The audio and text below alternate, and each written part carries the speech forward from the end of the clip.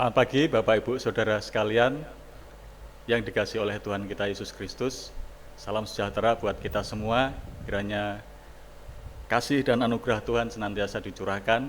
Saya ucapkan selamat beribadah buat saudara yang ada di Semarang maupun yang ada di Pos PI Pojok Sedah Purwodadi dan dimanapun kita berada, yang saat ini sedang menyaksikan ibadah online di tempatnya masing-masing. Kiranya kasih dan anugerah Tuhan kita Yesus Kristus nantiasa dicurahkan bagi kita semua. Puji Tuhan. Kita akan mulai ibadah kita dengan pujian Bagi Dia.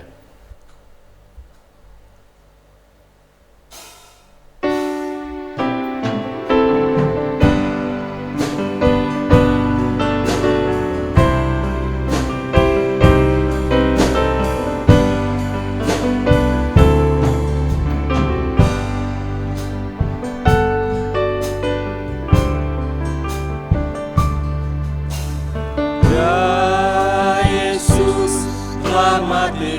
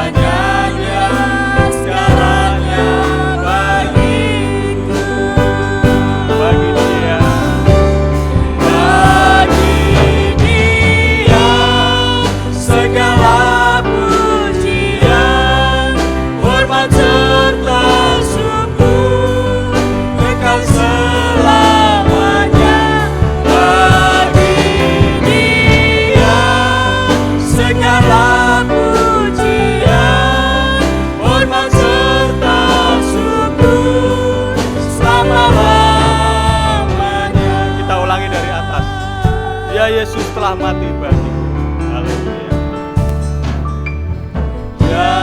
Ya Yesus telah mati bagiku. Ya Tuhan, selamatkan jiwaku. Bagi Dia pujianku, tak dapat ku balas kasih-Nya. Dia angkatku jadi anak-Nya, beri damai di dalam hidupku. Bagi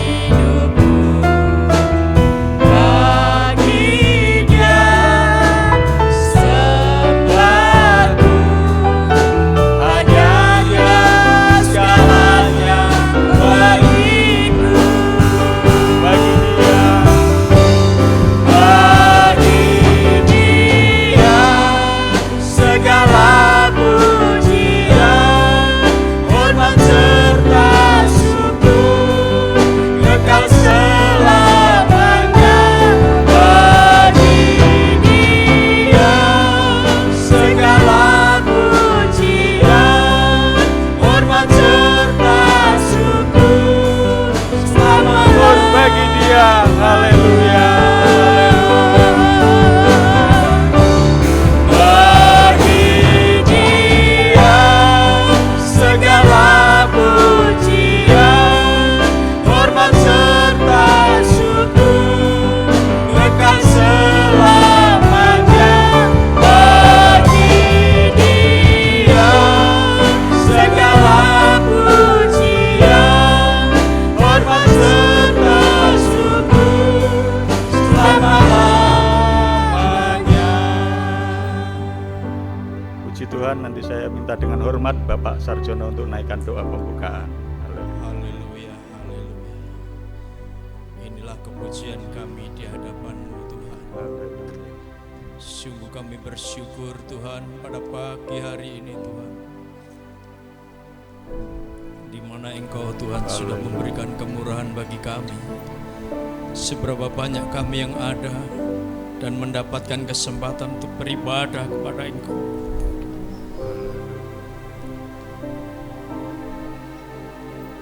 Satu kemurahan-Mu yang besar bagi kami Tuhan. Sekalipun Tuhan, haleluya, ibadah ini masih Tuhan ibadah online Tuhan, haleluya. Namun kami bersyukur Tuhan,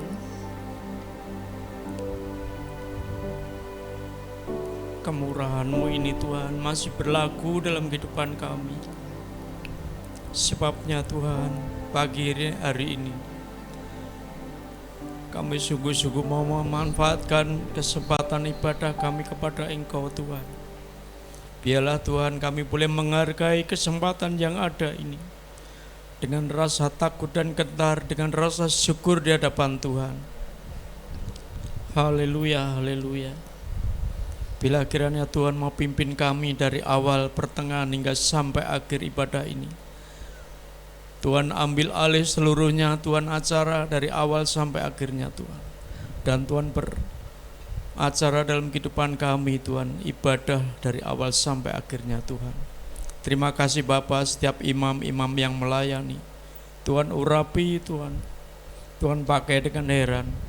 Terima kasih Bapa, kami menyerahkan ibadah ini hanya kepada Engkau. Kiranya Tuhan sendiri beracara bagi kami, dan tutup bungkus kami dengan kuasa darah-Mu, bahkan Roh-Mu yang kudus Tuhan melingkupi kami sekaliannya.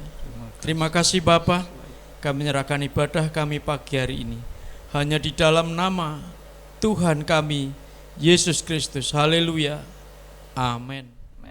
Puji Tuhan, segala kemuliaan hanya bagi nama Tuhan. Mari kita akan lanjutkan pujian kita dengan penuh ucapan syukur, pujian dari nyanyian rohani nomor 22, Datang ke Hadirat Tuhan.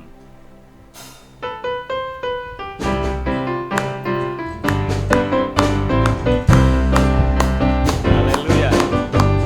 Datang ke hadirat Tuhan dengan hati yang penuh sukacita. Datang ke hadirat Tuhan dengan senyum dan muka yang gembira. Tanggalkan beban dan kesedihan yang ada di dalam hatimu. Kenakan juga pujian. Kita ulangi lagi, datang ke hadirat Tuhan. Haleluya. Datang ke hadirat Tuhan dengan hati yang penuh sukacita. Amin. Datang ke hadirat Tuhan dengan senyum dan muka yang gembira. Haleluya. Tanggalkan beban dan kesedihan yang ada di dalam hatimu. Kenakan juga pujian, sambut hadirnya Sang Raja. Dan gunung-gunung pun bersorak-sorai memuji Dia. Dan pohon-pohon pun bertepuk tangan memuji Dia. Sekalian kita di sini berkumpul dan memuji Dia. Yesus Tuhan Raja, Dialah yang bertata di atas pujian. Dan gunung-gunung, haleluya. Dan Gunung pun bersorak-sorai memuji Dia. Dan pohon-pohon pun bertepuk tangan memuji Dia. Sekalian kita di sini berkumpul dan memuji Dia. Yesus Tuhan Raja, Dialah yang bertata di atas pujian. Haleluya. Ada sukacita saudaraku? Haleluya. Haleluya, puji Tuhan. Sebentar kita akan mendengarkan persembahan pujian dari jemaat. Kiranya waktu dan tempat saya persilahkan. Puji Tuhan.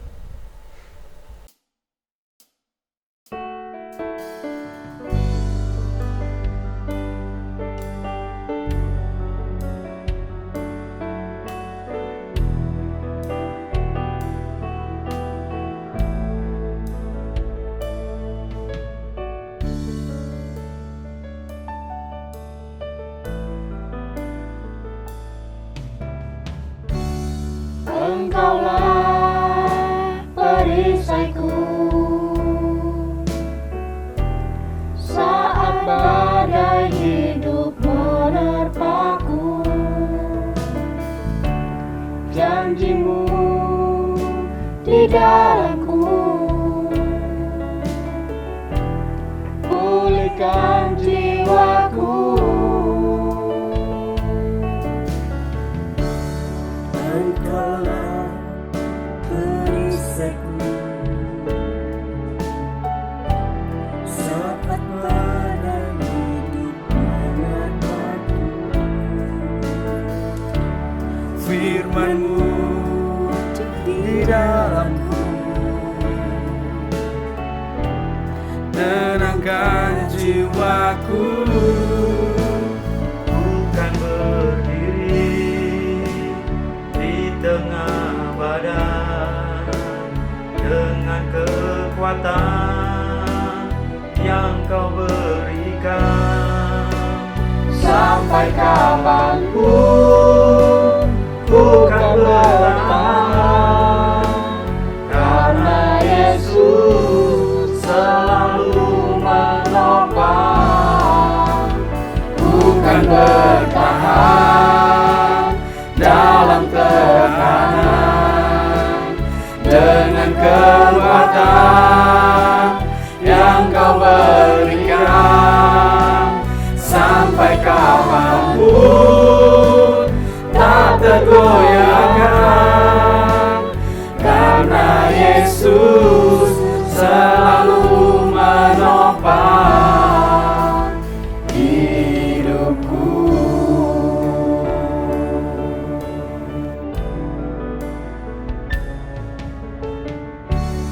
Engkaulah perisaiku saat badai hidup menerpaku. Firman-Mu di dalamku, tenangkan jiwaku. Bukan berdiri di tengah badai dengan kekuatan yang Kau berikan. Sampai kapanpun bukan bertahan, karena Yesus selalu menopang. Bukan bertahan dalam tekanan dengan kekuatan yang Kau berikan. Sampai kapanpun tak tergoyahkan, karena Yesus selalu menopang hidupku.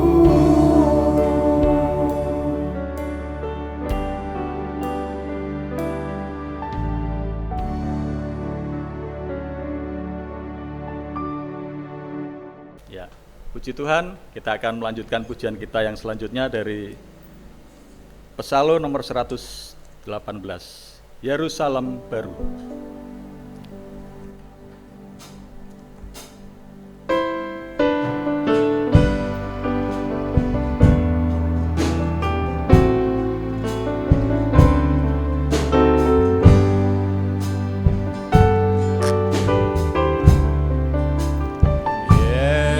Yerusalem baru, Kaulah mempelai Tuhan.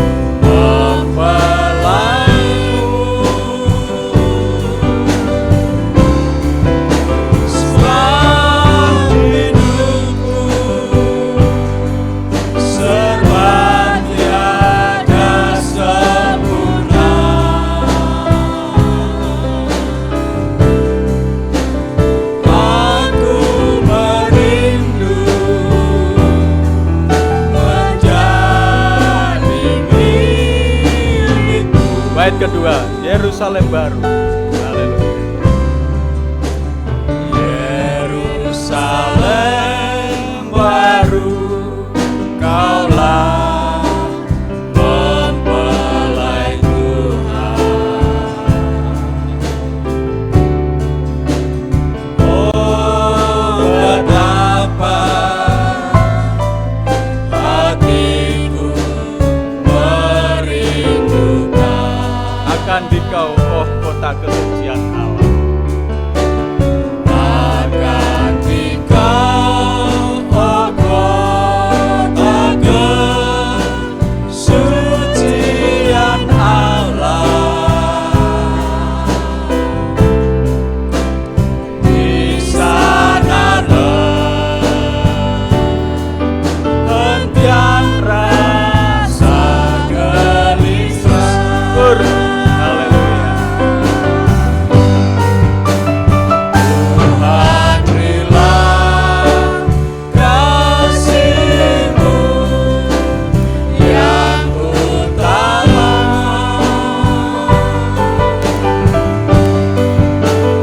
agar aku menjadi mempelai-Mu. Semua hidupku serba tiada sempurna.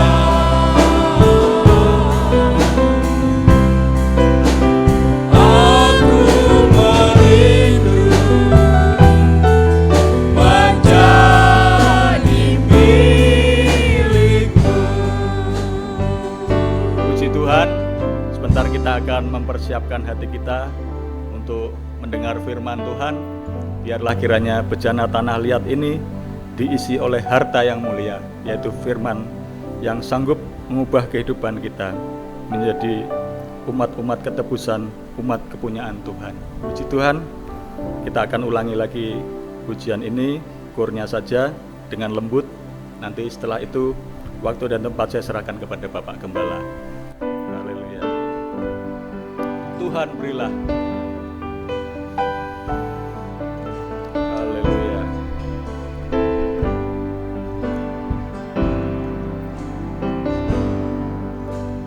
Tuhan, berilah kasih-Mu yang utama,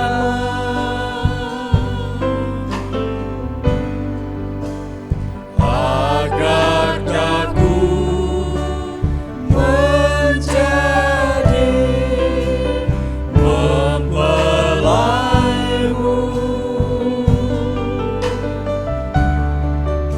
Sebab hidupku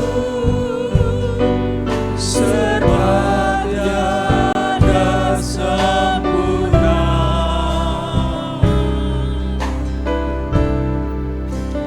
Aku merindu menjadi milik-Mu. Haleluya. Puji Tuhan, saudara-saudara, mari kita tunduk kepala, kita persiapkan hati untuk mendengarkan firman Tuhan. Ya Tuhan, Bapa di dalam surga, kami mengucap syukur pada hari ini. Masih ada kesempatan untuk menghampiri Tuhan, berada di hadirat-Mu. Terlebih sebentar kami akan bersama-sama mendengarkan firman-Mu Tuhan. Biar Engkau hadir di tengah-tengah kami. Tuhan, urapi hamba-Mu untuk menyampaikan firman Tuhan. Dan persiapkan hati kami semua. Jadikan bagai tanah-tanah yang baik, tanah yang subur, untuk menerima benih firman Tuhan, supaya dapat tumbuh berakar dan berbuah untuk kemuliaan bagi nama Tuhan. Tuhan, terima kasih. Di tengah-tengah kesukaran yang terjadi, Tuhan masih memberi kami kesempatan yang indah untuk mendengarkan firman-Mu. Biarlah firman-Mu menjadi kekuatan bagi kami, kekuatan bahkan yang melimpah-limpah di dalam bejana tanah liat ini. Tuhan, Engkau isi dengan harta mulia, firman dan roh-Mu, sehingga di tengah-tengah dunia yang jahat, dunia yang kejam, kami beroleh kekuatan yang daripada Engkau. Tuhan, terima kasih. Bab itu urapi kami semua, hamba-Mu, untuk memberitakan firman-Mu, dan jemaat-Mu untuk dapat menerima kebenaran firman Tuhan. Roh jahat, roh najis, roh pencuri yang seringkali datang untuk mencuri firman, membunuh iman, dan membinasakan jiwa, kami perintahkan di dalam nama Tuhan Yesus Kristus, segala roh jahat supaya keluar, meninggalkan ruangan ini, hati kami, dan Tuhan, roh-Mu yang kudus meliputi kami, dan membuat kami dapat mendengar firman-Mu dengan benar. Bapa, terima kasih, segala puji, hormat, syukur kami persembahkan kepadamu di dalam nama Tuhan Yesus Kristus. Haleluya, amin. Puji Tuhan. Saudara, selamat pagi, selamat bersekutu di dalam kasih Tuhan kita Yesus Kristus. Kiranya anugerah damai sejahtera dari Allah turun atas saudara sekalian, dan mari kita bersama-sama menyiapkan hati, membuka bejana hidup ini untuk diisi oleh firman Tuhan. Saudaraku, bejana kita dari tanah liat itu rapuh, mudah pecah, mudah rontok, tetapi kalau diisi dengan firman Tuhan, dalam 2 Korintus 4 dikatakan, bejana tanah liat yang ringkih, rapuh, tetapi diisi dengan harta mulia, mendapatkan satu pemeliharaan, perlindungan, dan mendapatkan kekuatan yang melimpah-limpah. Sebab itu betapa berbahagia kita, saudara, beruntung kita dapat mendengar firman Tuhan pada pagi hari ini. Dan saudara, pagi hari ini firman Tuhan berbicara tentang dalam masa yang sukar ini, bergembiralah dalam tiap-tiap pencobaan, ya. Bergembira di dalam segala pencobaan. Saudara, saat ini memang kalau bicara soal pencobaan, maka saudara langsung memikirkan bahwa saat ini kita sedang dalam kondisi yang payah oleh karena COVID Corona ini membuat seluruh umat manusia, bahkan seluruh dunia, dan tidak hanya kita di Indonesia, mengalami pencobaan-pencobaan yang begitu rupa. Tetapi firman Tuhan pada pagi hari ini ingin mengingatkan kita, mari kita bergembira. Bergembira bukan karena mendapatkan berkat, tetapi firman Allah mengingatkan kita bergembira dalam segala pencobaan. Nah, saya akan membacakan firman Tuhan pagi hari ini di dalam 1 Petrus pasal 1 ayat 6, ya. Demikian firman Tuhan. Bergembiralah akan hal itu, sekalipun sekarang ini kamu seketika harus berduka cita oleh berbagai-bagai pencobaan. Bergembiralah akan hal ini, sekalipun seketika harus berduka cita oleh berbagai-bagai pencobaan. Saudara, tegasnya di tengah-tengah kesukaran yang ditimbulkan oleh Corona ini, mari kita berbahagia, kita bergembira, karena ada maksud-maksud Tuhan di dalamnya, saudaraku. Seperti yang sudah pernah saya sampaikan dalam beberapa kesempatan, kita secara tidak sadar atau secara tidak langsung kita ini merasa diuntungkan dengan adanya virus corona ini. Bukan karena masalah-masalah kerugian yang ditimbulkan, tetapi secara rohani ini menguntungkan kita. Karena apa? Karena dengan pencobaan ini antara lain, saudaraku, ya, yang jelas kita tidak bisa lagi beribadah secara bersama atau tatap muka secara bergerombol atau berkelompok, ya, di dalam gereja. Secara formalitas kita tidak bisa mengadakan ibadah yang biasa mingguan atau bulanan. Tapi ini sudah kurang lebih 5-6 bulan ini kita tidak bisa datang. Tetapi saudaraku, secara agamawi saudara merasa dirugikan karena tidak bisa mengadakan ritual, tidak bisa mengadakan sakramen barangkali, acara-acara lain. Tetapi justru secara pribadi, secara keluarga, kita diberi kesempatan luas untuk kita mendekatkan diri, menyerahkan diri kepada Tuhan. Nah, ini keuntungan yang saya katakan yang kita peroleh dengan adanya corona ini. Keuntungan yang lain, saudaraku, saudara jarang bersekutu, berkumpul dengan keluarga, suami, istri, anak-anak. Jarang kita mengadakan satu persekutuan. Tetapi dengan adanya corona ini, karena ibadah dari rumah atau bekerja dari rumah, bahkan sekolah dari rumah, rumah kita menjadi home, bukan house tetapi home, di mana kita, rumah tangga kita dapat dipulihkan. Ini keuntungan-keuntungan. Memang secara materi dan hal-hal yang lain mungkin kita merasa dirugikan, tetapi segi iman rohani kita untung. Bab itu firman Allah pagi hari ini ingin mengingatkan saudara, bergembiralah seketika ini kamu mengalami pencobaan-pencobaan. Ya, saya ulangi ayat itu berkata demikian. Bergembiralah akan hal itu, sekalipun sekarang ini kamu seketika harus berduka cita oleh berbagai-bagai pencobaan. Saudara, firman Tuhan ini disampaikan oleh Rasul Petrus.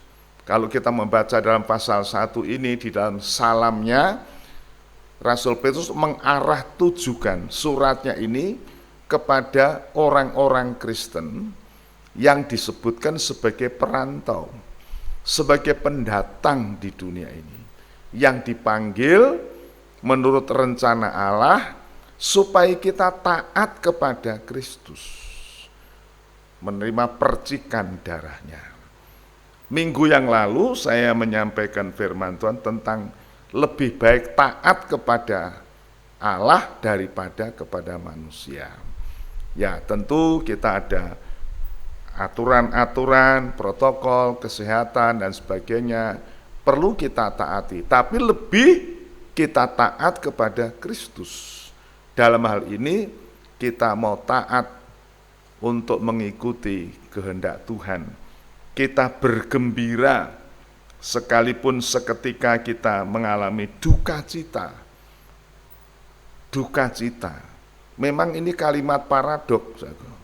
Bergembira di tengah duka cita oleh karena pencobaan-pencobaan. Nah, sekarang apa dasarnya kita bersuka cita? Atau apa dasarnya kita bergembira? Saudaraku, kita akan melihat dasar kegembiraan kita itu Rasul Petrus tuliskan di sini, ya, dalam 1 Petrus 1 ayat 4 dan ayat 5. Itu dasarnya. Dalam hal ini bergembiralah akan hal ini. Hal apa? Mari kita akan baca 1 Petrus 1 ayat yang keempat. Untuk menerima suatu bagian yang tidak dapat binasa, yang tidak dapat cemar, dan yang tidak dapat layu, yang tersimpan di surga bagi kamu. Ya, Petrus berkata bergembira akan hal ini. Hal apa? Ya, yang di atas itu ayat itu mengatakan untuk menerima bagian yang tidak dapat binasa. Dalam terjemahan lama, Alkitab bahasa Indonesia terjemahan lama mengatakan untuk menerima warisan yang tidak dapat rusak, tidak dapat binasa, tidak dapat layu. Ini warisan, bahagian apa yang kita dapatkan dalam dunia bisa rusak, bisa layu, bisa berkarat, bahkan juga bisa dikorupsi. Saudaraku, bagikan bunga bisa layu, tadinya begitu segar, ya saudara. Tetapi bahagian yang kita peroleh di dalam Tuhan Yesus, karena kita dibangkitkan, kita mempunyai masa depan yang penuh pengharapan, bagian yang akan kita terima itu adalah warisan yang tidak dapat binasa, yang tidak dapat cemar, dan tidak dapat layu, yang tersimpan di surga. Ini Petrus, dalam hal ini kamu patut bersukacita, patut bergembira. Kita mempunyai bagian yang tidak rusak, tidak layu. Segala sesuatu dalam dunia ini bisa cemar, bisa kena polusi, dan sebagainya. Tetapi bagian yang tersimpan di surga kekal, dan itu akan kita terima waktu kita melewati maut dan kita masuk di belakang langit biru sana. Itu yang pertama, kita mempunyai bagian yang tidak rusak. Yang kedua, ayat yang kelima, Yaitu kamu yang dipelihara dalam kekuatan Allah karena imanmu, sementara kamu menantikan keselamatan yang telah tersedia untuk dinyatakan pada zaman akhir. Oh puji Tuhan. Tadi di depan saya katakan, dalam dunia ini begitu bengis, kejam, kita mengalami banyak tindesan, banyak pencobaan, dan sebagainya. Saudara, kita memang begitu, tetapi Tuhan memberikan pemeliharaan. Nah ini yang kedua, mengapa kita patut bergembira? Karena Tuhan memelihara kita. Memelihara sementara kita berada di dalam dunia ini. Saudara, saya membaca kisah Raja Daud di dalam 1 Samuel pasal 23, yang pada waktu itu Daud menjadi pelarian, dikejar-kejar oleh Raja Saul, diancam, dibunuh, ditangkap, di apa-apa saudaraku. Daud berpikir, waduh, ini satu kali saya mesti bunuh. Tetapi Alkitab mengatakan bahwa Saul selalu dikejar, tetapi Allah tidak membiarkan dia jatuh ke tangan Saul. Ini bentuk pemeliharaan. Nah, demikian juga sementara kita di dunia ini mengalami banyak masalah, banyak pencobaan, tetapi Allah setia memberikan pemeliharaan, memberikan perlindungan. Sebab itu rekan hamba Tuhan, Yakobus namanya, ya. Dalam surat Yakobus pasal 1 ayat 3 sampai 5 dikatakan di sana bahwa mari kita merasa berbahagia, anggap sebagai satu kesukaan kalau kita jatuh dalam berbagai-bagai pencobaan. Tidak hanya pencobaan satu aja, berbagai-bagai pencobaan.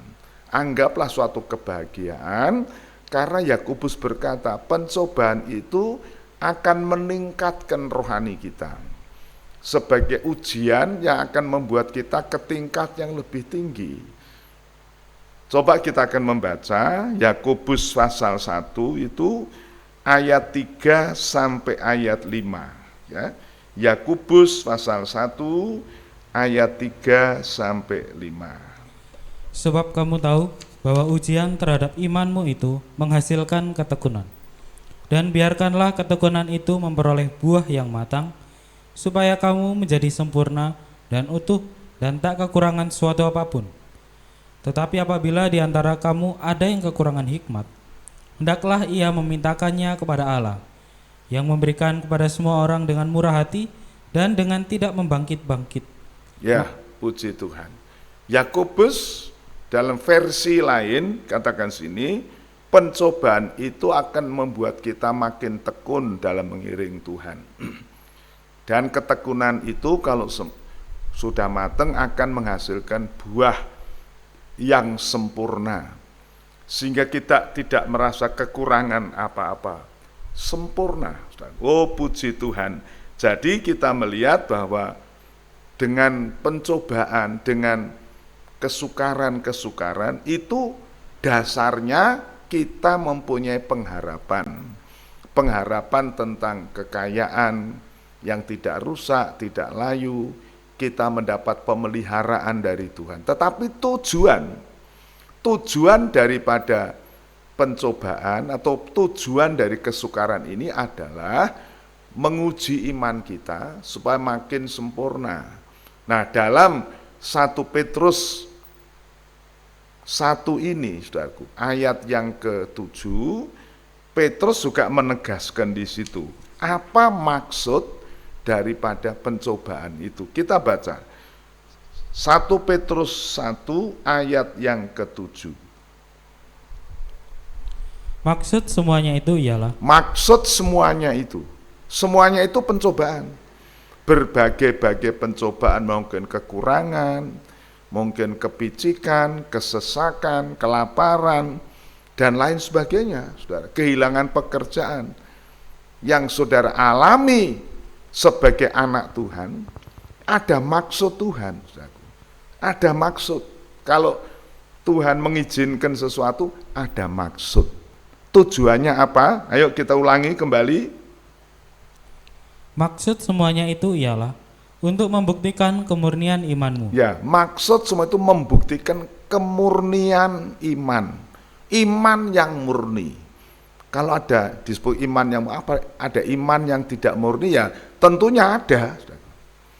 Iman yang murni itu murni semata-mata ingin menyenangkan hati Allah, percaya firman. Tetapi iman yang tidak murni itu adalah iman yang ditandai dengan motivasi-motivasi, pamrih-pamrih tertentu. Mau percaya kepada Tuhan kalau diberkati, mau percaya kepada Tuhan kalau dibuat kita berhasil. Waktu kita mengalami kegagalan, kita meninggalkan Tuhan. Nah, itu iman yang tidak murni. Tetapi dengan masa pencobaan kita diuji kemurnian iman kita. Di depan tadi saya katakan, selama ini kita merasa bergembira, merasa sukacita, kita bisa beribadah di gereja, kelihatan dan Tuhan memberkati kita. Sekarang bagaimana waktu kita tidak bisa ke gereja, tidak bisa bersama-sama, tidak diawasi pendeta, gembala, apakah kita tetap percaya Tuhan? Apa tetap kita dekat dengan Tuhan? Apa tetap kita membaca Alkitab? Nah, itu kemurnian iman kita di situ. Waktu kita kebaktian di gereja kan kita pikir, wah ini pendeta saya tahu saya kebaktian, saya mempersembahkan. Tetapi waktu tidak, apakah saudara juga ada kasih kepada Tuhan? Haleluya, puji Tuhan. Tolong diulangi lagi ya, puji Tuhan. Maksud semuanya itu ialah untuk membuktikan kemurnian imanmu. Maksud semuanya itu ialah untuk membuktikan kemurnian iman. Iman saudara perlu diuji pada saat ini. Kemurnian iman saudara di saat-saat kesusahan ini, di saat saudara mengalami masa-masa, diuji. Apakah saudara tetap percaya? Loh, Tuhan itu bukan membiarkan pencobaan untuk menghancurkan kita, tapi untuk menguji. Saudara perhatikan dalam kitab Ayub, pasal 1-42 itu saudara Di sana dikisahkan seorang anak Tuhan, namanya Ayub. Ayub ini dikenal sebagai orang yang saleh, jujur, takut akan Tuhan, menjauhkan diri dari kejahatan. Saudara, itu masih diuji loh saudara. Diuji dengan apa? Dengan pencobaan. Lah pencobaannya kan enggak sembarangan saudara.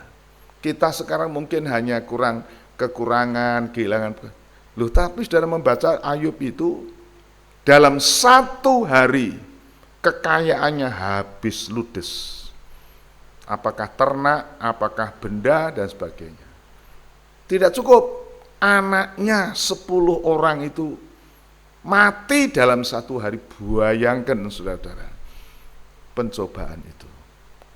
Dan Alkitab itu menguji Ayub. Tapi pada waktu Ayub masih secara Tuhan yang mengambil, Tuhan yang memberi, Tuhan yang mengambil. Segala puji bagi Tuhan. Ayub tidak berdosa dengan mulutnya. Saudaraku, kemudian seorang penolong yang harusnya mendukung, menguatkan, malah mencemoohkan. Loh, kamu tetap mau percaya Tuhan kah? Coba sekarang kamu kena sakit puru, paten begitu rupa, kok masih mau memuji Tuhan? Sekarang sudah, kita tidak usah percaya Tuhan, kutukilah Tuhan dan mati saja kamu. Siapa bicara begitu? Orang yang paling dekat dengan Ayub, istrinya, saudaraku. Istrinya, dalam kitab Kejadian pasal berikut, itu penolong yang diberikan. Seharusnya dia bisa mendukung, memberikan dorongan, memberikan support, memberikan stimulan. Sudah Pak, tidak apa-apa, kita masih percaya Tuhan dan sebagainya. Tidak, saudara. Dia mengajak murtad, dia mengajak mundur. Dan ini membuat Ayub semakin merasa. Saudara, tetapi Ayub berkata, loh ibu, maaf ya, kamu itu seperti perempuan gila, bodoh. Masa kita menerima yang baik dari Tuhan, yang jahat tidak mau terima. Saudaraku, istri Ayub tidak ada komentar lagi. Saudaraku, tidak ada komentar. Dia tidak meninggalkan Ayub. Apa buktinya? Dalam pasal 42, istrinya Ayub masih bisa melahirkan anak lagi bagi Ayub. Ini seorang istri yang tadinya lancang ngomong keterlanjuran, tetapi waktu ditegur oleh suaminya, dia berdiam, tidak banyak komentar, tidak membantah, kelakep. Kemudian dia berdiam diri dan mendukung suaminya dari belakang. Saudara, Ayub mempunyai sahabat-sahabat, Elifas, Soar, dan 3 sahabatnya. Dia bilang, waduh kita kasihan Ayub, ayo kita menghibur. Maunya menghibur, saudara. Tetapi ternyata Ayub melihat 3 sahabatnya ini bukan menghibur, tapi menekan batin. Karena apa? Mengatakan, kamu itu mesti ada kesalahan. Kalau kamu kena ini pencobaan, mesti kamu ada kekeliruan. Coba selidiki, bertobat sama Tuhan. Ini salah satu sahabatnya itu. Lantas biasanya itu kalau orang kena ini tuh, orang itu bersalah dan sebagainya. Sehingga Ayub berkata, kamu itu penghibur sialan. Kamu tidak menghibur tapi malah membuat aku tertekan. Dan Tuhan menilai 3 orang ini juga begitu, saudara. Akhirnya Tuhan kan marah sama 3 orang ini, saudara. Ya, minta maaf, minta ampun, minta Ayub mendoakan. Saudara, Tuhan menguji. Dan Ayub menyimpulkan, saudaraku, dalam ujian itu, dalam 1 ayat di dalam kitab Ayub mengatakan, kalau Tuhan menguji aku akan keluar seperti emas. Luar biasa, saudara. Ya, saya kira kita semua setuju. sak berat-beratnya pencobaan yang kita alami. Tidak seberat seperti yang Ayub alami, saudaraku. Tidak seberat Ayub alami, saudara. Orang seringkali bangkrut, perusahaan tapi masih bisa punya modal dan sebagainya. Tapi Ayub habis sama sekali, saudara. Yang diharapkan sama sekali. Tetapi, saudara, Ayub mengambil kesimpulan, aku sekarang di dalam ujian. Nanti kalau habis ujian, aku akan keluar seperti emas. Nah, Petrus tadi berkata bahwa maksud pencobaan-pencobaan itu menguji kemurnian kita. Sebab itu, saudara, mari kita mau bersyukur, bergembira, sekalipun sekarang ini kita mengalami pencobaan, mengalami kesukaran. Saya tidak bisa menguraikan panjang lebar dalam hal ini. Kalau saudara bisa menceritakan ada yang kehilangan pekerjaan, ada yang penghasilannya berkurang, ada yang kesehatannya merosot, masih banyak lagi, saudara. Masih banyak lagi. Tetapi saudara harus mengerti, kita harus tetap bergembira, ya, akan pencobaan itu karena tujuannya menguji iman saudara, supaya saudara bisa mempunyai iman yang murni seperti emas murni. Kita ulangi baca, ya. 1 Petrus 1 ayat 7 ini kita baca ulang. Maksud semuanya itu untuk membuktikan kemurnian imanmu. Untuk membuktikan kemurnian iman. Apakah imanmu murni? Apakah engkau mengikut Tuhan itu karena betul-betul percaya Tuhan? Apa engkau menghargai keselamatan yang diberikan Tuhan? Atau mungkin karena engkau diberkati? Atau mungkin karena engkau mendapat jodoh di gereja? Saudara pura-pura percaya kepada Tuhan. Tidak murni itu, saudara.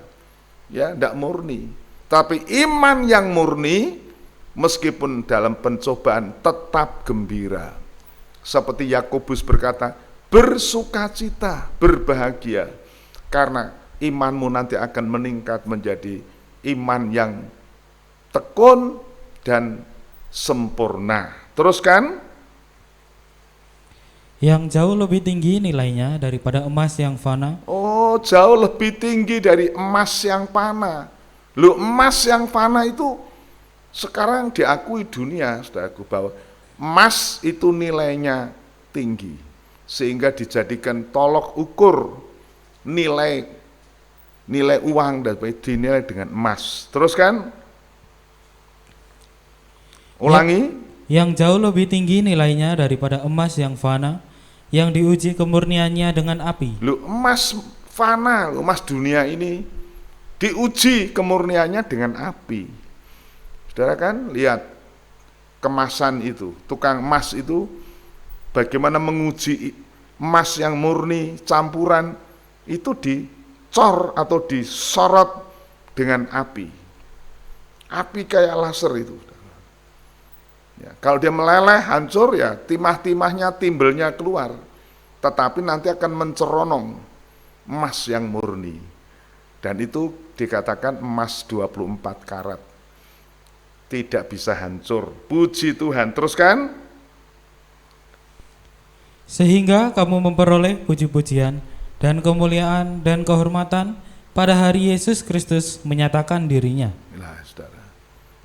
Ini Petrus berkata, kalau kita sudah mengalami ujian, kelak kita akan menerima kehormatan, puji-pujian, kita masuk dalam kemuliaan. Kita seringkali menyanyi, belakang langit biru ada tempat saya. Sana hatiku rindu. Rumahku ada di dalam surga. Oh, saudara, dalam kitab Wahyu disebutkan bahwa surga itu jalannya dari emas. Luar biasa, saudaraku. Dan itu yang akan kita alami. Nah, sekarang Petrus tadi berkata, mari kita bergembira untuk hal itu. Kita akan menerima semuanya itu. Nah, inilah tujuan Tuhan menguji iman kita.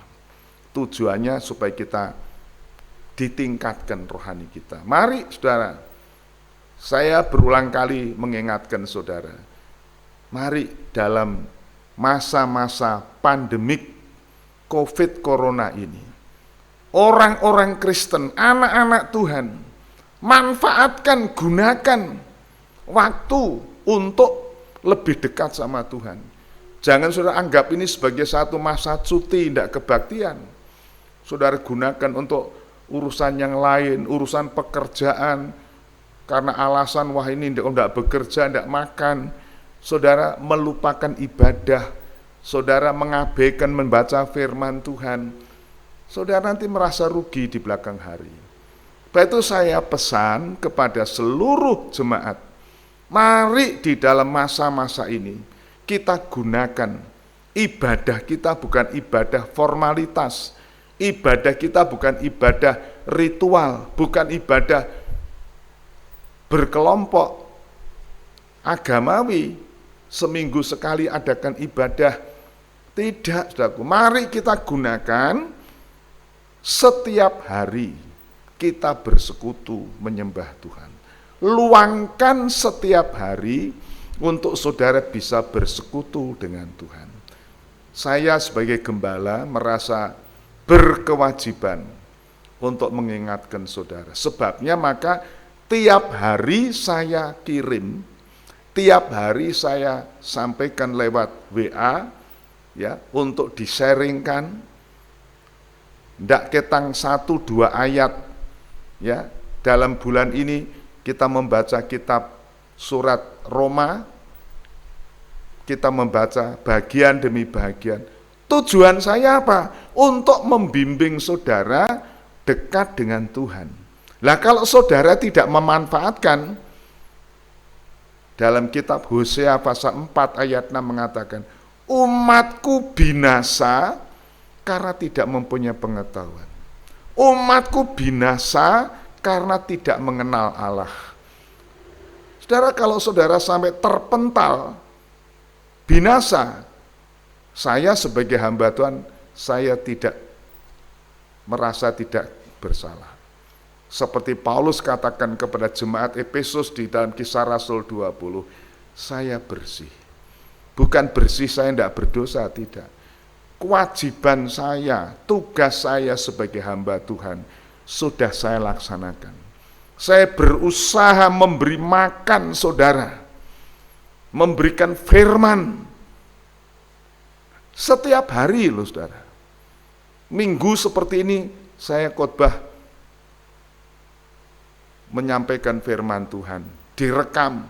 Kalau saudara mau masih bisa mengulangi lagi. Hari Senin dalam pelayanan ibadah doa saya menyampaikan firman Tuhan. Hari Selasa tidak ada ibadah bersama, saya kirim ayat firman Tuhan. Hari Rabu pendalaman Alkitab, saya menyampaikan firman Tuhan. Hari Kamis, Jumat, Sabtu saya kirim. Loh saudara, kalau saudara tidak memanfaatkan, seperti makanan saudara tidak ambil dan tidak makan, itu bukan salah saya. Kekeliruan saudara. Dan firman Tuhan katakan, orang yang mengabaikan firman, apalagi meremehkan firman, itu menanggung akibatnya. Tetapi kalau saudara menghargai firman, Tuhan memberkati saudara. Dan terutama iman saudara meningkat, seperti Petrus katakan ini, lebih tinggi nilainya daripada emas murni. Saudara menjadi sempurna, tidak kekurangan apa-apa. Ini tujuan, saudara. Tujuan apa? Tujuan masuk dalam pencobaan-pencobaan itu, saudara, bukan merugikan saudara, tetapi saudara menjadi meningkat. Emas itu kekayaan, saudara. Ya, kekayaan.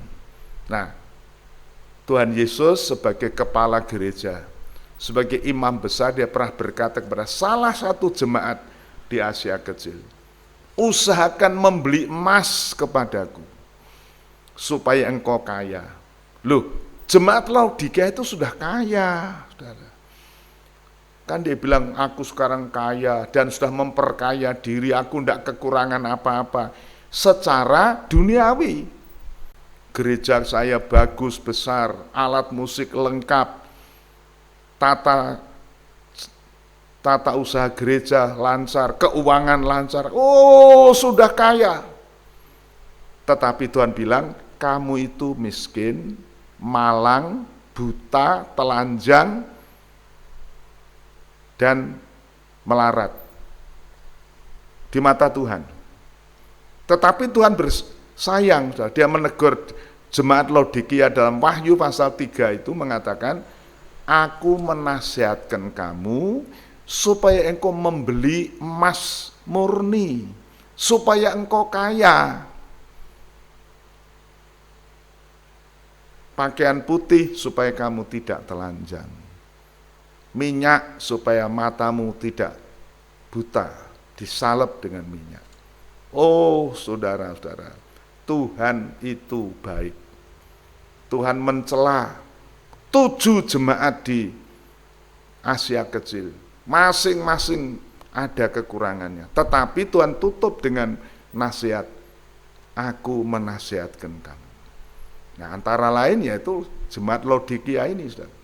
Ya, dalam Wahyu pasal 3, saudaraku, di sana ayat yang ke-20 dikatakan, orang yang aku kasih aku tegur, berarti bertobat. Aku menasihatkan kamu, ayat 18, aku menasihatkan kamu, belilah emas murni. Apa yang maksudnya? Ini tadi iman yang murni. Iman yang murni itu nilainya lebih tinggi dari emas duniawi, emas yang fana. Puji Tuhan, saudaraku, ya. Sebab itu emas yang fana dimurnikan dengan api. Dimurnikan dengan api. Tetapi emas rohani, iman jadi dimurnikan dengan api rohani. Api kuasa Roh Kudus lewat pencobaan, lewat aniaya. Dalam 1 Petrus 4 kan dikatakan, api itu pencobaan. Ya, api itu pencobaan yang menguji pekerjaan kita. Kalau pekerjaan terbakar, kita tidak mendapatkan upah pahala. Tapi kalau pekerjaan kita tinggal, tetap kita terima upah. Oh saudara, puji Tuhan, ya. Mari kita akan melihat selanjutnya, saudaraku, di dalam Mazmur pasal 37, ya. Mazmur 37 ayat yang keempat. Mazmur 37 ayat yang keempat. Dan bergembiralah karena Tuhan, maka Ia akan memberikan kepadamu apa yang diinginkan hatimu. Ya, bergembira karena Tuhan. Bergembira bukan karena saudara diberkati, mendapat rapel keuangan, atau mendapatkan berkat yang lain. Itu kita patut terima dengan syukur, tentunya dengan gembira. Tetapi Daud berkata, bergembira karena Tuhan. Seperti Ayub, saudaraku. Ya, memang di dalam kitab Ayub tidak ditulis bahwa Ayub bersukacita, bergembira, tidak. Tetapi Ayub tidak bersungut-sungut. Ayub tidak mengomel. Sebaliknya Ayub merasa, waduh, selama ini saya hanya mendengar katanya orang, sekarang saya melihat dengan mata kepala sendiri. Oh Tuhan, ampuni kami. Saudara, sehingga dalam pasal 42 Tuhan memulihkan Ayub 2 kali lipat, saudara, kekayaannya dikembalikan. Dan itu kuantitas, ya, kuantitas 2 kali lipat berkat Ayub. Tapi suara kualitas, Tuhan memberikan kembali anak-anaknya 10 orang. Karena sekatan kualitas, karena di dalam Ayub pasal 42 dikatakan, di antara orang sebangsanya tidak ada anak yang secantik anaknya Ayub. Ya, Yemima, Kesia, Karen Hapuk, Loh, kata cantik itu menunjuk kualitas. Menunjuk kualitas. Jadi berkatnya Ayub itu berkat kuantitas, artinya dikembalikan 2 kali lipat, domba, onta, keledai dikembalikan 2 kali lipat. Tapi anak itu bukan dikembalikan 2 kali lipat, tapi kualitasnya ditingkatkan. Anaknya yang 3 orang itu, perempuan itu, cantik-cantik. Oh, luar biasa. Ini bicara kualitas, ya. Jadi kalau saudara terkena pencobaan, firman Tuhan, mari kita bergembira. Bergembira dalam arti kita tetap bersyukur kepada Tuhan, tetap menyembah Tuhan, tetap setia beribadah, walaupun tidak diawasi oleh majelis gereja, tidak diawasi oleh pendeta atau gembala, saudara tetap tekun berdoa, membaca firman. Nanti iman saudara itu tinggi kualitasnya. Dan tadi dikatakan nanti Tuhan akan meratakan jalanmu. Tuhan akan mengaruniakan apa yang engkau kehendaki. Oh puji Tuhan, haleluya. Oh puji Tuhan, saudaraku. Kemudian kita akan membaca ada janji Tuhan untuk orang yang bergembira karena pencobaan, bergembira karena aniaya, bergembira karena mengalami berbagai-bagai masalah. Ada janji Tuhan. Siapa yang berjanji? Tuhan. Ya, tadi dalam kitab Petrus katakan, nanti kamu waktu Tuhan datang, kamu akan menerima pujian, kemuliaan, kehormatan. Nah, tetapi kita harus bisa ikut menderita bersama Dia. Mari kita membaca janji Tuhan dalam Injil Matius pasal 5 ayat yang keempat. Matius pasal 5 ayat yang ke-11, 13 ya.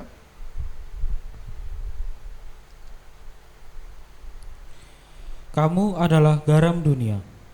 Jika garam itu menjadi tawar, dengan apakah ia diasinkan? Oh, ayat 11, ayat 11. Berbahagialah kamu, jika karena aku kamu dicela dan dianiaya, dan kepada kamu difitnahkan segala yang jahat. Berbahagia kamu kalau kamu dianiaya karena nama Tuhan, atau karena orang Kristen, atau karena kamu setia beribadah. Kok keadaan begini kok malah banyak ke gereja, tidak mau cari pekerjaan. Nah itu kan fitnahan. Coba diulangi ayat yang ke-12 ya. Ayat 11. Berbahagialah kamu, jika karena aku kamu dicela dan dianiaya, dan kepadamu difitnahkan segala yang jahat. Ayat berikutnya. Bersukacita dan bergembiralah, karena upahmu besar di surga, sebab demikian juga telah dianiaya nabi-nabi yang sebelum kamu. Bersuka, bergembira, justru karena kamu dianiaya, kamu mengalami pencobaan. Ya, saudara, ini siapa yang berkata? Tuhan Yesus, pemilik surga yang kelak akan memberikan mahkota kehidupan bagi kita. Berbahagia, upahmu besar di surga. Ini kan satu pengharapan buat kita. Sebabnya saudara, sekali lagi mari kita mau bersyukur, ya, bergembira, walaupun saat ini kita mengalami kesukaran pencobaan. Ada maksud Tuhan. Maksudnya apa? Untuk menguji iman kita.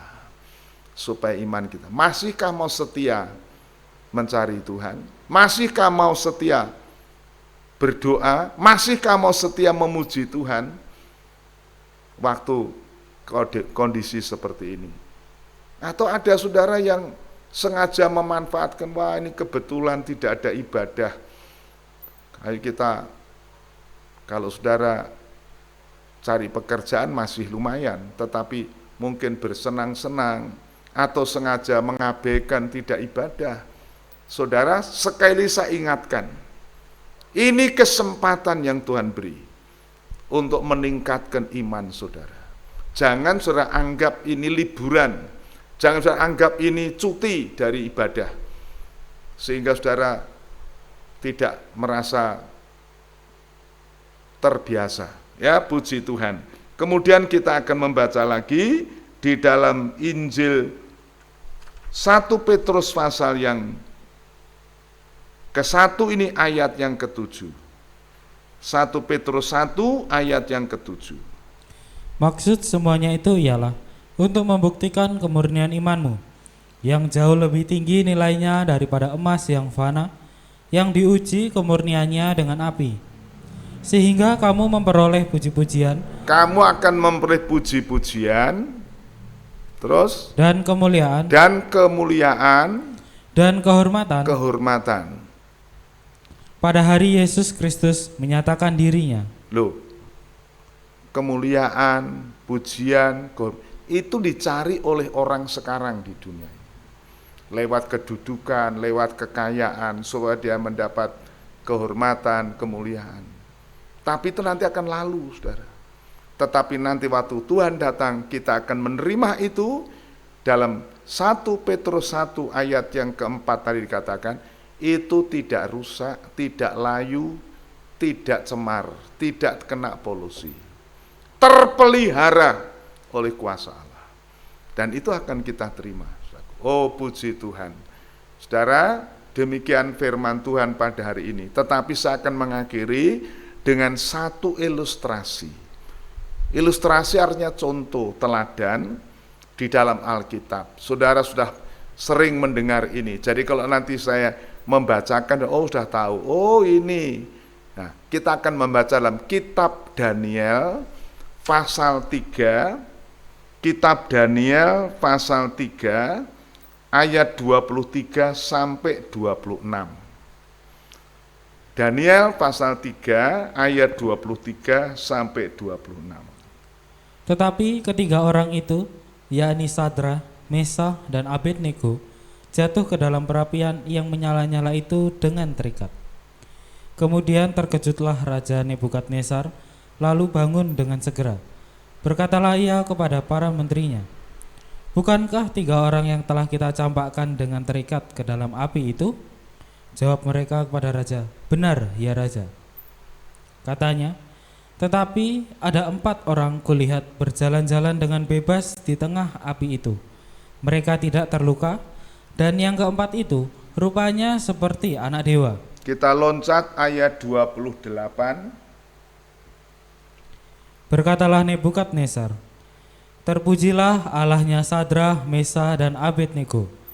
Ia telah mengutus malaikatnya dan melepaskan hamba-hambanya yang telah menaruh percaya kepadanya dan melanggar titah raja, dan yang menyerahkan tubuh mereka karena mereka tidak mau memuja dan menyembah ilah manapun kecuali Allah mereka.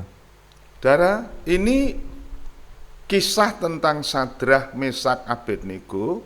Saya kira satu cerita yang sangat populer di dalam kehidupan orang Kristen. Anak sekolah minggu juga hafal, mengerti, saudara. Tetapi apa, saudara? Hari Minggu lalu tadi saya menyampaikan firman Tuhan. Petrus berkata, kita harus taat bukan karena kemurkaan, tetapi menurut suara hati. Dan Petrus berkata dalam Kisah Rasul 4, 5 ayat 29, kita harus lebih taat kepada Allah daripada kepada manusia. Sehingga ketaatan kita kepada manusia, apakah itu pemerintah, apakah itu raja, apakah itu kelompok-kelompok tertentu yang coba mempengaruhi kita perlu mengikuti. Tetapi kalau ditimbang dengan perintah Allah, kita harus lebih taat kepada Allah. Nah ini Sadrah, Mesak, Abednego mengalami itu, saudaraku. Dia adalah pegawai-pegawai pemerintah yang taat, saudara. Kalau kita baca dalam kitab Daniel, mereka taat. Mereka itu termasuk orang yang diangkat sebagai pegawai raja. Tapi pada suatu ketika Nebukadnezar membuat suatu peraturan, membuat patung tingginya 60 hasta, saudaraku. Lebarnya 6 hasta, dari emas. Wah, kelihatan begitu gilang gemilang, saudaraku. Kemudian dikeluarkan peraturan, kalau kamu mendengar, perhatikan, mendengar bunyi-bunyian suara-suara rame-rame, alat-alat musik, bende, gong, tabuhan-tabuhan, semuanya bunyi. Kamu semua tidak terkecuali, seluruh Babel harus sujud menyembah patung itu. Saudara, kemudian ada suara dari antara orang Babel, Raja, peraturan kamu diabaikan oleh beberapa orang. Siapa? Orang-orang Yehuda, orang buangan itu. Siapa itu? Sadrah, Mesak, Abednego, pegawai yang Tuhan angkat itu. Oh, Nebukadnezar, panggil. Ditanya, apa benar Sadrah, Mesak, Abednego? Loh, Nebukadnezar ini orangnya cukup objektif, saudara. Tidak langsung menerima begitu langsung. Tidak, apa benar kamu mengatakan begitu? Kemudian Sadrah, Mesak, Abednego, oh Tuhan, Baginda, tidak ada guna kami menjawab, tapi kami yang mengambil ketetapan hati bahwa kalau kami ditentukan untuk masuk dalam api, kami percaya Tuhan Allah kita sanggup melepaskan. Tetapi andai kata tidak, lo perhatikan lo, andai kata Tuhan tidak melepaskan, kami sudah mengambil ketetapan tidak akan menyembah patung Tuanku itu. Saudara, ini jawaban 3 orang pemuda Israel. Dia orang buangan, saudara. Dia bukan di tanah Israel, di tanah Babel. Tetapi dia mempertahankan iman percayanya. Saudaraku, dan apa yang terjadi?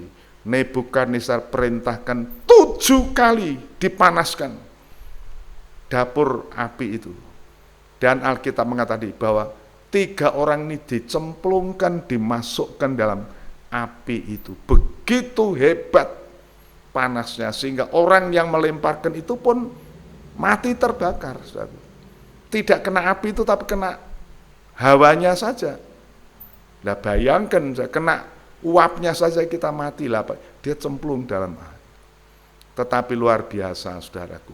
Ya, tadi Petrus berkata bahwa maksud tujuan api pencobaan itu menguji kemurnian imanmu, yang harganya lebih tinggi daripada emas yang fana yang diuji dengan api. Nah sekarang Sadrah, Mesak, Abednego apa bisa mencorong seperti emas? Mari kita dengar tadi bahwa Nebukadnezar melihat 3 orang dicemplungkan di dalam api itu, tetapi ada 4 orang berjalan dengan bebas leluasa. Sehingga Nebukadnezar mengatakan, hei Sadrah, Mesak, Abednego, kamu hamba-hamba Allah yang maha tinggi, keluar masuk. Saudara perhatikan, sebutan untuk Sadrah, Mesak, Abednego. Tadinya disebut orang buangan. Oh, orang tidak punya nilai harga di mata orang Babel. Tapi sekarang Nebukadnezar mengatakan, kamu hamba-hamba Allah yang maha tinggi. Apa artinya? Nilainya meningkat, saudara. Dan Alkitab menulis bahwa Sadrah, Mesak, Abednego tidak ada bau gosong, tidak ada bau sangit, sehelai rambut tidak terbakar. Saudara, ini ilustrasi, tetapi peristiwa yang sesungguhnya. Saya sudah belajar sejak lama. Saya tidak pernah memberikan ilustrasi, teladan, cerita-cerita isapan jempol yang dikarang-karang. Mungkin betul, mungkin tidak. Tetapi kalau tertulis dalam Alkitab, pasti betul, pasti benar. Bab itu saya selalu memberikan ilustrasi dari cerita Alkitab. Cerita tentang Sadrah, Mesak, Abednego ini peristiwa yang sebenarnya. Bagaimana orang yang diuji di dalam api, saudaraku, meningkat nilainya. Dari orang buangan, dari orang tawanan, sekarang dikatakan gelar menjadi hamba-hamba Allah. Dan ini yang mengucapkan bukan orang biasa, Raja Nebukadnezar. Coba kita membaca kembali ayat yang ke-28, Daniel 3 ayat yang ke-28. Berkatalah Nebukadnezar, Terpujilah Allahnya Sadra, Mesah, dan Abednego. Oh, terpuji. Pertama-tama Allah dipuji, dipermuliakan. Coba saudara baca dalam Matius 5 ayat 16. Supaya orang melihat perbuatanmu yang baik. Nama Tuhan dipermuliakan. Nama Tuhan dipermuliakan. Allahnya Sadra dipuji oleh Nebukadnezar. Oh, bukan orang Kristen, raja duniawi, tapi mengakui Allah yang di surga maha tinggi. Teruskan. Atau ulangi baca. Berkatalah Nebukadnezar, terpujilah Allahnya Sadra, Mesah, dan Abednego. Ia telah mengutus malaikatnya dan melepaskan hamba-hambanya yang telah menaruh percaya kepadanya dan melanggar titah raja, dan yang menyerahkan tubuh mereka karena mereka tidak mau memuja dan menyembah ilah manapun kecuali Allah mereka. Ini pujian Nebukadnezar. Jadi diulangi, Sadra itu hamba-hambanya, hamba-hamba Allah. Oh saudaraku, memang tidak mudah. Seorang menjadi pendeta mudah, saudara. Dia bisa sekolah Alkitab, teologi 4 tahun. Ada yang cuma berapa bulan sudah bisa jadi pendeta. Zaman ini kan sekarang banyak pendeta-pendeta karbitan, saudaraku. Asal dia kaya, bisa membantu gereja, langsung diangkat pendeta. Wah, ini juga koreksi untuk gereja Tuhan. Koreksi untuk sinode-sinode sekarang. Banyak pendeta-pendeta, bahkan pakai gelar doktor, MTH. Tapi untuk menjadi hamba Allah tidak semudah itu.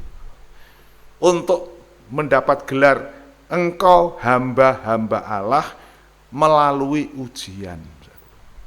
Melalui ujian. Ujiannya bukan ujian skripsi atau tesis.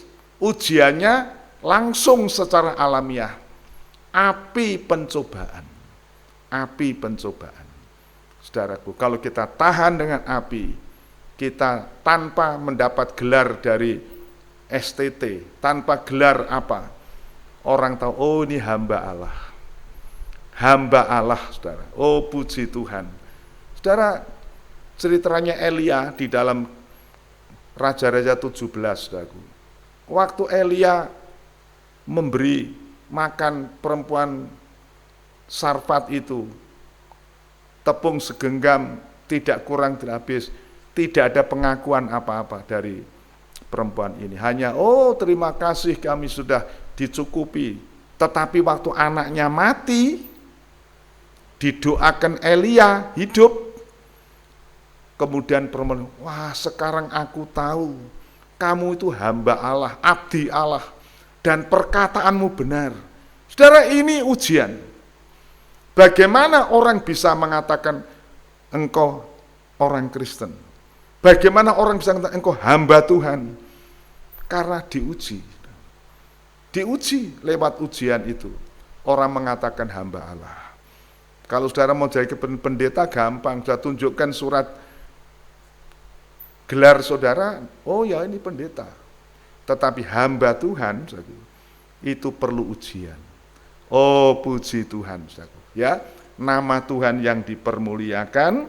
Saudara, terpujilah Allahnya Sadra Mesak yang tidak mengindahkan perintah raja. Saudara, minggu yang lalu saya katakan, lebih baik taat kepada Allah daripada manusia. Nebukadnezar mengakui Sadra Mesak Abednego mengabaikan perintah raja. Karena apa? Perintahnya untuk menyembah patung, saudara. Dan Sadra Mesak Abednego dididik mulai kecil. Dalam Ulangan pasal 6 dikatakan, hendaklah engkau menyembah Tuhan Allahmu, Allah yang esa dan benar itu, Allah Israel. Mengasihi dia, jangan menyembah yang lain. Dan ini pegang teguh oleh Sadra Mesak Abednego. Sehingga dia tidak mau.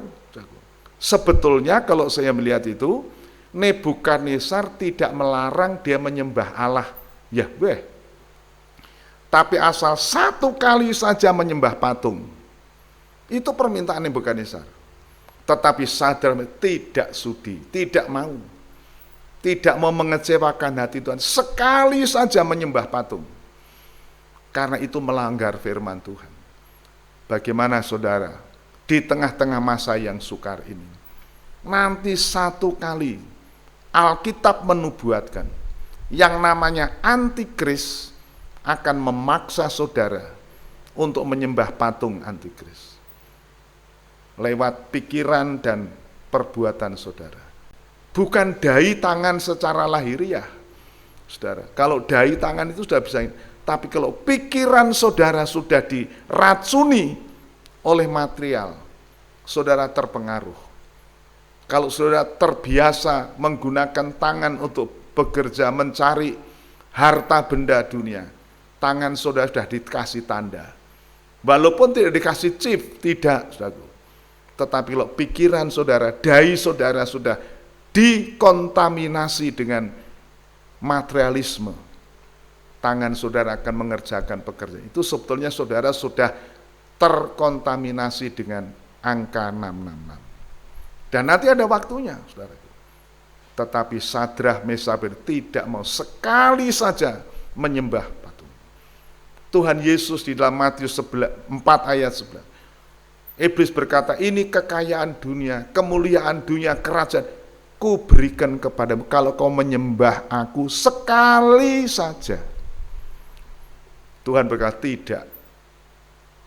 Nyah kamu dari sini, iblis. Karena ada tersurat, hendaklah engkau menyembah Allah Tuhanmu dan beribadah hanya kepadanya. Hanya kepadanya. Saudara, Nebukadnezar sebetulnya memberi kesempatan, kamu boleh menyembah Allahmu, tetapi juga menyembah berhalaku. Nah, itu sinkretisme. Saudara. Tetapi orang yang percaya ini berkata, tidak. Sekali saja pun tidak. Nah, ini bedanya Allah kita itu Allah yang menuntut penyembahan yang loyalitas yang benar. Tetapi kalau Allah dunia itu, berhala itu mau, saudaraku. Menyembah berhala ini dicampur berhala itu enggak apa-apa, enggak ada cemburu karena memang dia enggak punya pikiran. Saudara, berhala itu kan tidak punya jiwa, saudaraku. Enggak punya rasa cemburu. Tetapi Allah kita, Allah yang, oh saudara, puji Tuhan. Jadi, saudara, kita melihat di sini bagaimana, saya ulangi kembali, saudara-saudara, jadi Sadrak, Mesak, Abednego sebagai contoh, dia tidak taat kepada raja karena sudah melenceng. Kita lebih taat kepada Allah daripada manusia. Tetapi api ujian itu menguji. Tetapi puji Tuhan tidak membuat Sadrak kehilangan nilainya. Dapat judulan hamba Allah yang maha tinggi. Kalau kita membaca dalam Daniel pasal 3 ayat yang terakhir, ya, dikatakan bahwa dia mendapat kedudukan yang tinggi. Jadi setelah itu dia tidak dipecat, saudara. Tidak dipecat oleh Nebukadnezar, malah mendapat kedudukan tinggi. Loh, ini kan luar biasa. Kalau zaman sekarang kan orang bisa takut. Tetapi kalau kita mempertahankan iman kita, iman yang murni, kamu akan mendapat pujian, kehormatan, dan kemuliaan. Oh puji Tuhan, demikian firman Tuhan. Kita akan membaca ulang dalam 1 Petrus 1 ayat yang ke-7 tadi. Ayat yang ke-6. Ya. 1 Petrus 1 ayat 7. Ya. Maksud semuanya itu ialah untuk membuktikan kemurnian imanmu, yang jauh lebih tinggi nilainya daripada emas yang fana, yang diuji kemurniannya dengan api. Ayat 6. Bergembiralah akan hal itu, sekalipun sekarang ini kamu seketika harus berduka cita oleh berbagai-bagai pencobaan. Kembali, mari kita bergembira. Mari kita sukacita. Bergembira bukan bersukaria, pesta pora, bukan. Kita tetap bersyukur. Ada suara pujian di dalam keluarga kita, ada nyanyian rohani, ada suara doa yang dipersembahkan, kita bergembira di dalam Tuhan. Oh puji Tuhan, Tuhan memberkati saudara-saudara sekalian. Kalau saudara bisa melakukan ini, bukan kerugian. Kita semakin mempunyai iman yang murni. Oh puji Tuhan, saudaraku. Kita seketika menderita di dunia ini. Roma 8 dikatakan sana, tidak sebanding kalau dibandingkan dengan kemuliaan yang akan datang. Kita menderita seketika saja. Dalam setahun mungkin 1 minggu saja. Dibanding dengan 365 hari. Kita 5-6 hari sakit, kita merasa, padahal 350 hari sekian kita diberkati Tuhan. Nah nanti saudaraku, kita di dunia ini paling lama 70 tahun, 80 tahun. Itu ukuran. Dan kita menderita mungkin berapa tahun. Tetapi nanti kita masuk ke Yerusalem baru untuk selama-lamanya. Sehingga Paulus katakan, tidak sebanding, tidak dapat dibandingkan penderitaan yang seketika ini dengan kemuliaan yang akan datang. Petrus berkata, mari bergembira, karena seketika ini saja kamu berduka cita, tetapi nanti aku akan menerima kemuliaan, kehormatan, puji-pujian selama-lamanya.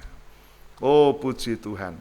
Saudara, kita akan sama-sama memuji Tuhan dengan pujian yang lama, pujian anak sekolah minggu. Saya waktu tahun 56 mengikuti sekolah minggu di gereja Jomblang Semarang. Nyanyian ini nyanyian yang menghiburkan. Upahmu besar di sorga. Upahmu besar di sorga, mahkota yang tak layu, asal kau tinggal setia sampai di ujung jalanmu. Upahmu besar di surga, mahkota yang tak layu, asal kau tinggal setia sampai di ujung jalan.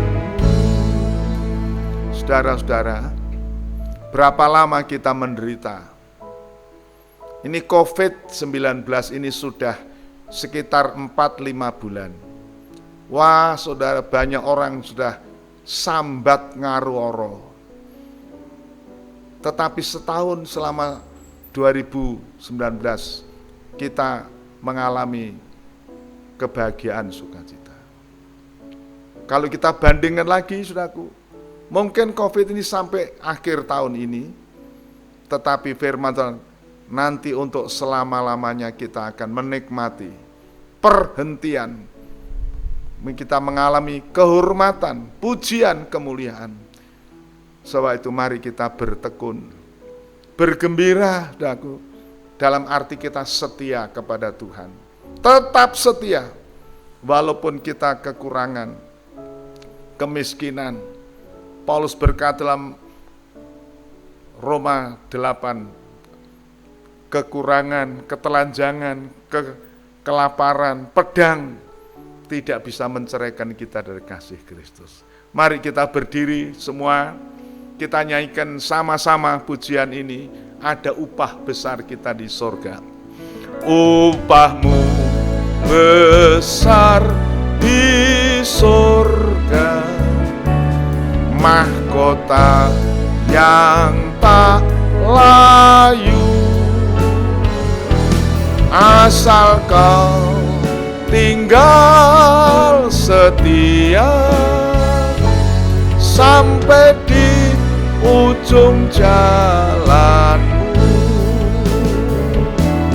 Upahmu besar di surga, mahkota yang tak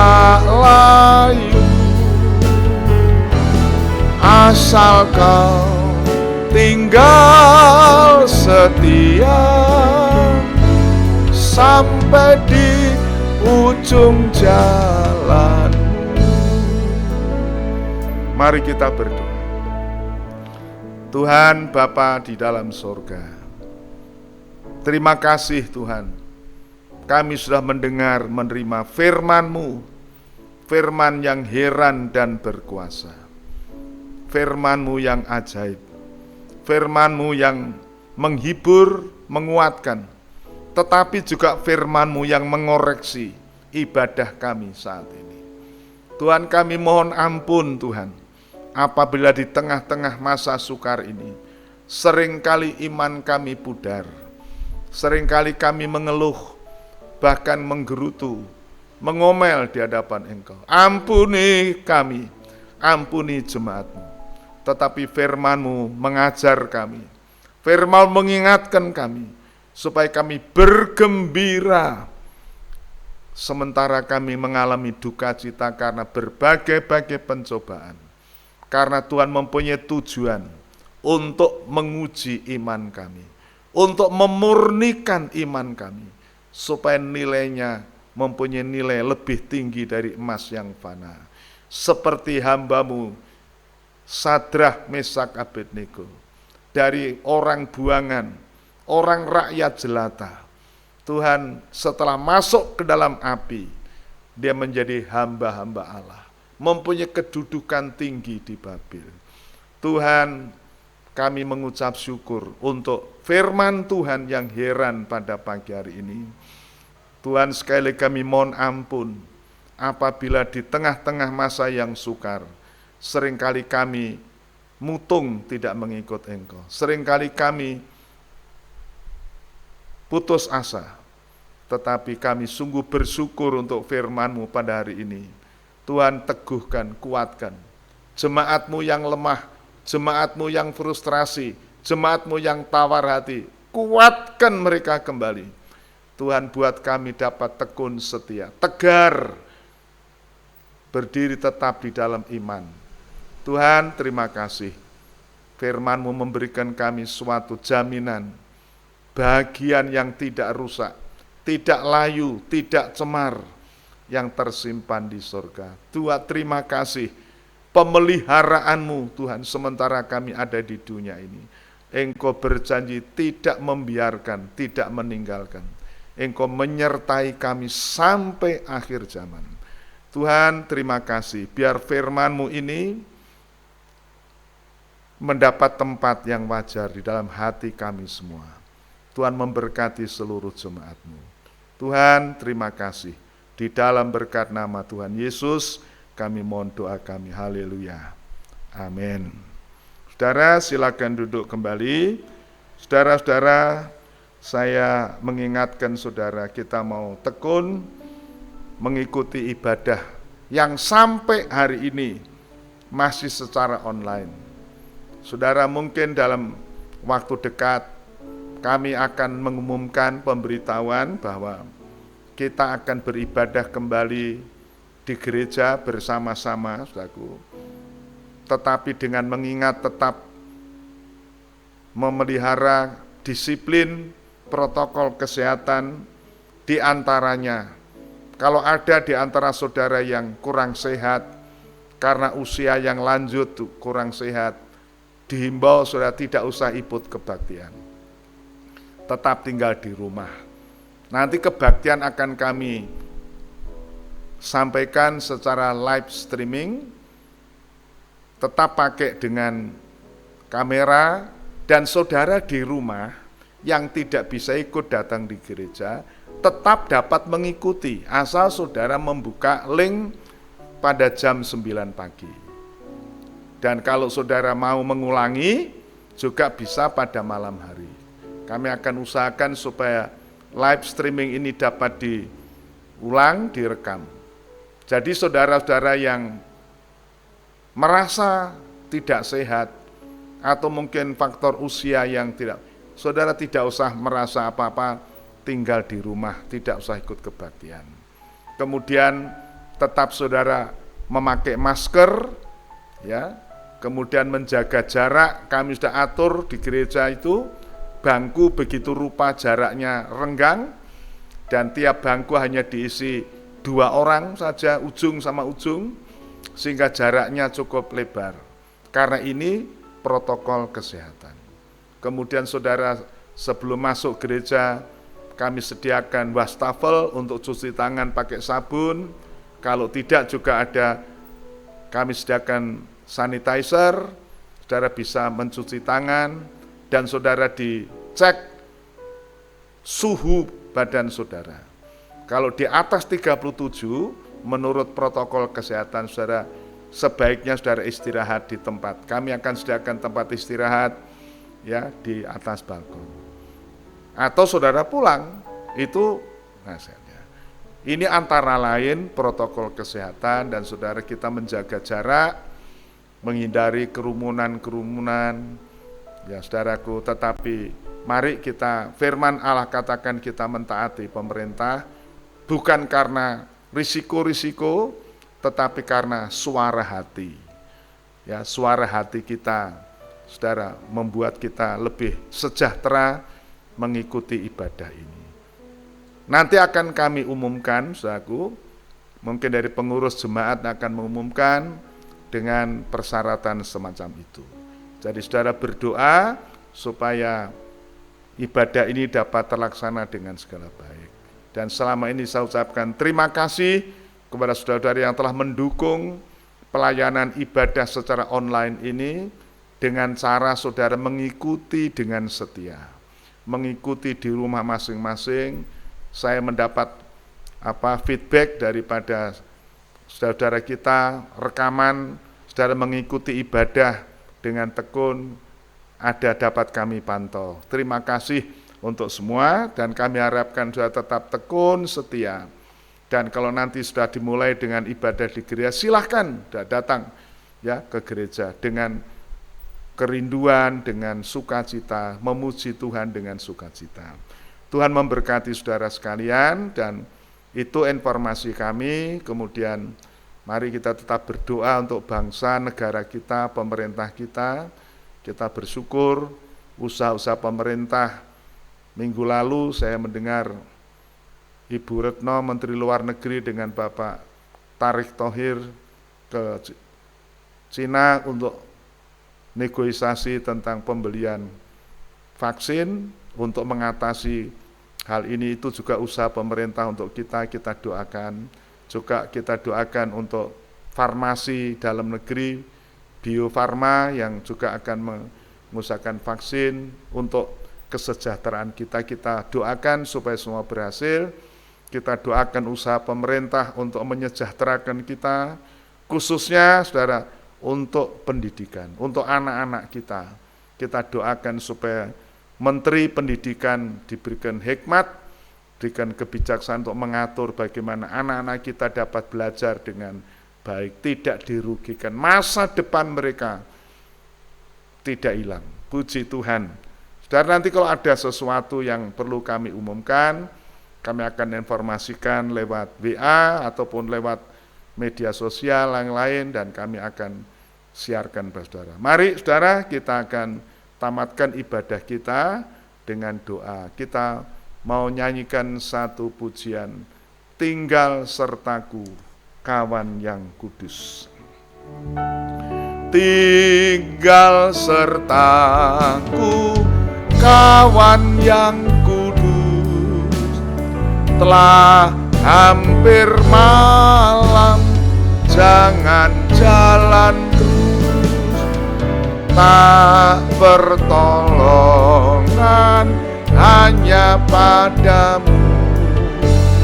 Silahkan Tuhan tinggal sertaku,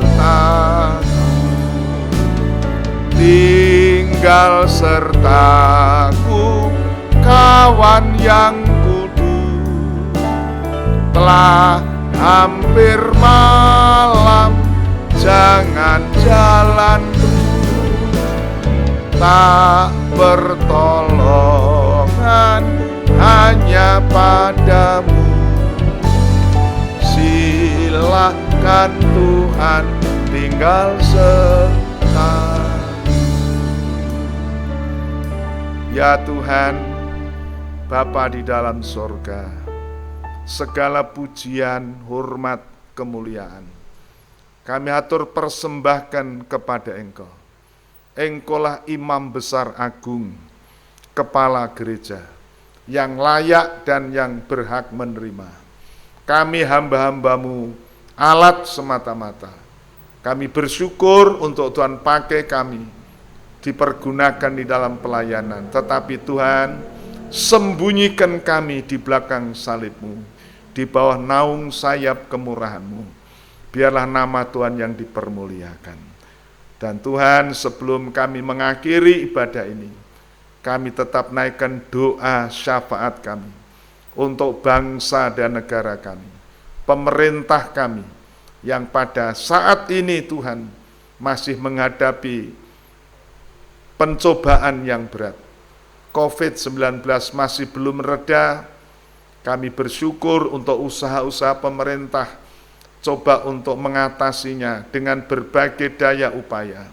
Kami bersyukur, kami berdoa untuk usaha pemerintah, Menteri Luar Negeri dengan Pak Tarik Thohir sudah mengusahakan untuk mendapat vaksin dari Cina. Tuhan, Engkau berkati. Demikian juga usaha pemerintah untuk mengatasi kesukaran ekonomi, keuangan.